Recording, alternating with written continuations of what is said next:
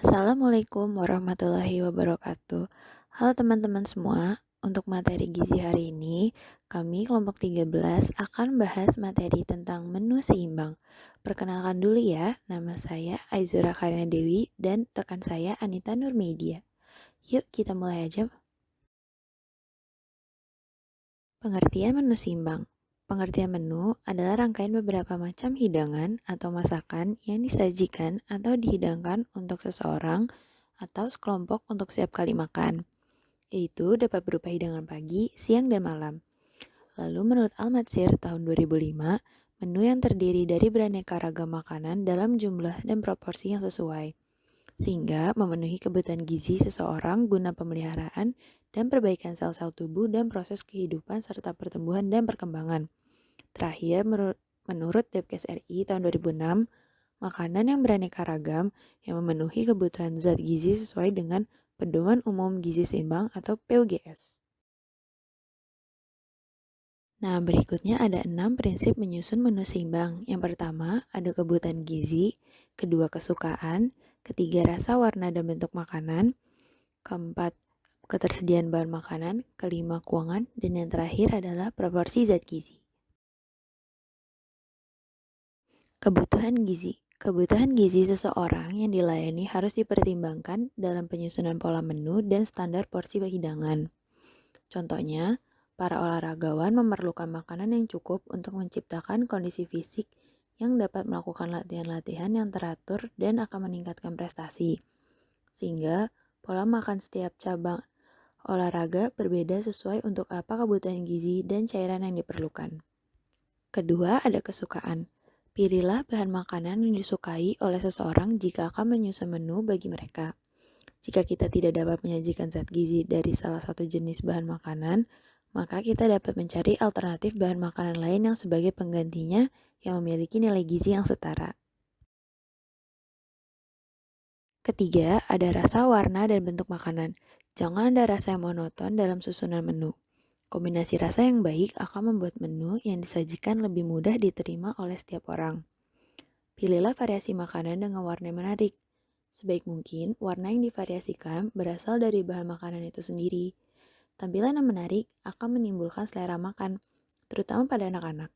Makanan dengan bentuk yang menarik akan membuat kita mengatasi kesulitan makan yang sering terjadi pada anak-anak. Keempat, ada ketersediaan bahan makanan. Pilihlah bahan makan yang mudah untuk diperoleh. Ketersediaan bahan makan tersebut biasanya tergantung pada musim. Sebaiknya memilih bahan makan yang tertentu terkait dengan musim. Seperti buah-buahan, biasanya ketersediaan itu ada di pasar tergantung pada musim juga. Kita akan dapat memilih buah dalam keadaan segar dan harga yang lebih murah jika buah tersebut berada pada musim panennya.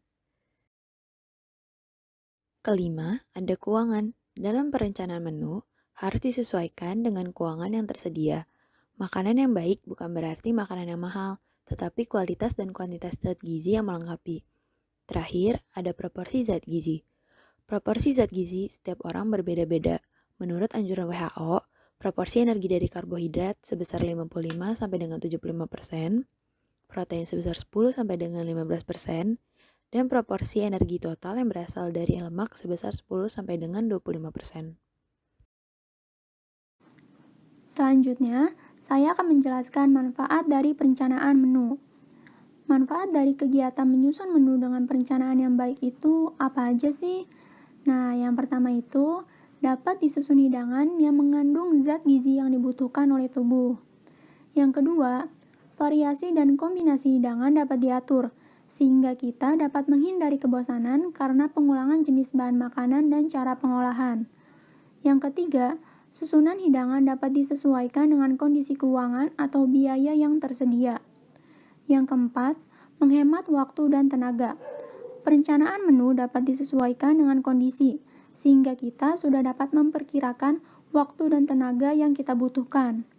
Yang terakhir, menu yang terencana dengan baik dapat menjadi alat pendidikan gizi yang baik, karena menu yang baik mengajarkan pola makan yang baik. Selanjutnya, kita akan mempelajari cara menghitung kebutuhan gizi dalam sehari. Langkah-langkahnya itu apa aja sih?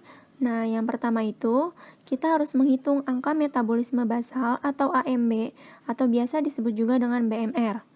Yang kedua, kita menghitung kebutuhan energi berdasarkan jenis aktivitas fisik. Dan yang terakhir yaitu menghitung kebutuhan gizi dalam sehari, yaitu kebutuhan protein, lemak, dan karbohidrat. Menghitung angka metabolisme basal atau AMB, atau biasa disebut juga dengan BMR. Berdasarkan rumus Harris-Benedict, cara menghitung BMR untuk dewasa adalah yang pertama, pada wanita, rumusnya adalah 655 ditambah 9,6 dikali berat badan, ditambah 1,8 dikali tinggi badan, dikurangi dengan 4,7 dikali usia.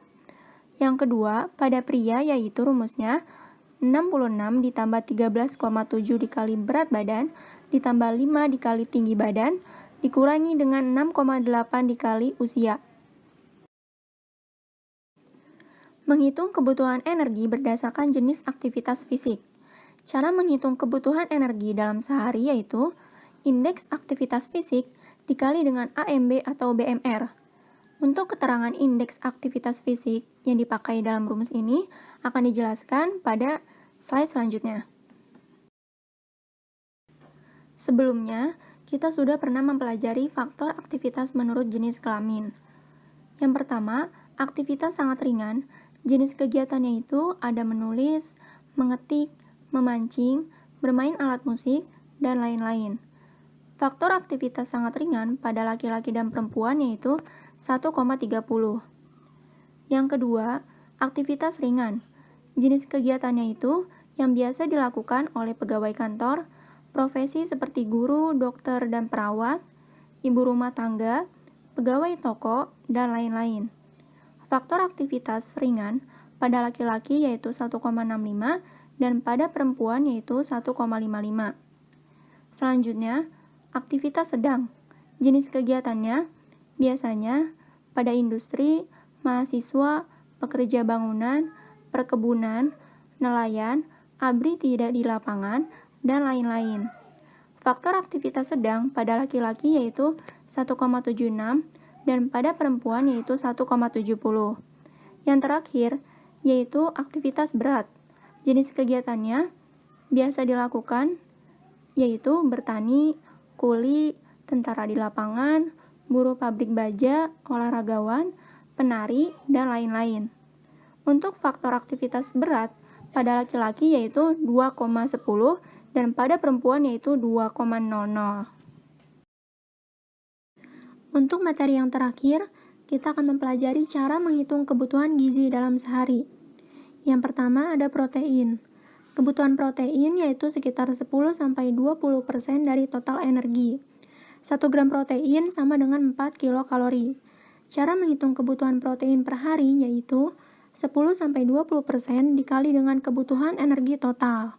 Yang kedua, karbohidrat. Kebutuhan karbohidrat itu sekitar 50-65% dari total energi. 1 gram karbohidrat sama dengan 4 kilokalori.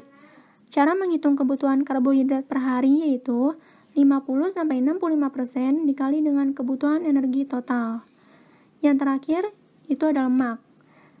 Kebutuhan lemak yaitu sekitar 20-25% dari total energi. 1 gram lemak setara dengan 9 kilokalori. Cara menghitung kebutuhan lemak per hari yaitu 20-25% dikali dengan kebutuhan energi total. Nah, teman-teman, kita telah sampai di bagian akhir dari presentasi hari ini. Terima kasih untuk yang sudah menyimak presentasi ini. Semoga materi yang kami sampaikan bermanfaat untuk kita semua dan untuk ke depan nanti. Sekian dari kelompok 13. Assalamualaikum warahmatullahi wabarakatuh.